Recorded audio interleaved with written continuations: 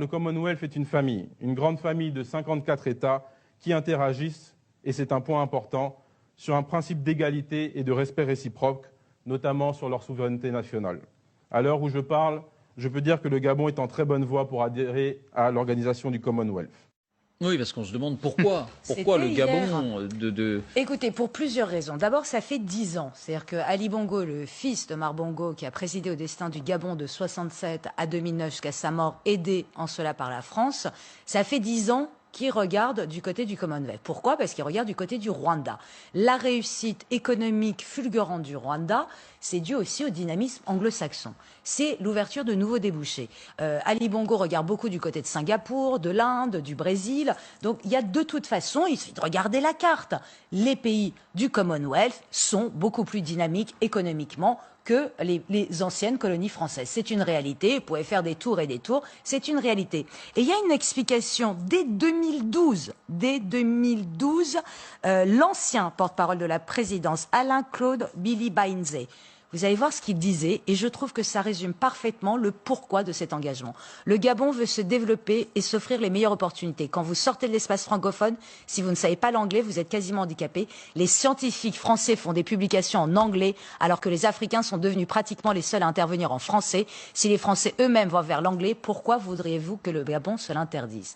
Donc c'était peut-être la dernière fois qu'un porte-parole du Gabon parlait en français. Est-ce qu'il a tort? Sincèrement. Tout le monde, le langage des affaires, c'est l'anglais. Lui-même, Ali Bongo, ne s'exprime en public quasi anglais. Je vous rappelle que la semaine dernière, nous avons parlé du Rwanda. Emmanuel Macron s'exprime en français. Paul Kagame parle parfaitement le français. Pas une fois, il lui a répondu en français. Il a choisi l'anglais, point. Donc, il y a ça, évidemment, quelque chose de très concret, pragmatique, le dynamisme, l'économie. Mais bien sûr que la France est une ancienne colonie. Et là, ça joue. C'est qu'au fait, le Gabon est lassé. Et lassé de l'attitude moralisatrice de la France qui se pose comme ça en disant ça c'est bien, ça c'est mal. En attendant, pendant des années, ils n'ont pas réussi à dépénaliser l'homosexuel et il a suffi qu'il y ait eu l'idée, le petit hameçon du Commonwealth pour que ce soit fait. Mais surtout, prenez le cas du Covid, des vaccins. La France n'a pas d'envoyer une dose. Ce sont les Chinois qui ont envoyé les doses. Là, vous voyez l'arrivée des vaccins chinois et les Russes, juste derrière, ils ont signé. Le Gabon se fait vacciner à 100% par les vaccins chinois et russes. Qu'ils ne soient pas efficaces, qu'importe, le symbole est là. La France moralisatrice, mais incapable d'envoyer des vaccins. Pire, le Gabon ambitionne de faire du tourisme de conférences et de sport. Pour ça, elle a besoin d'hôtels et d'infrastructures.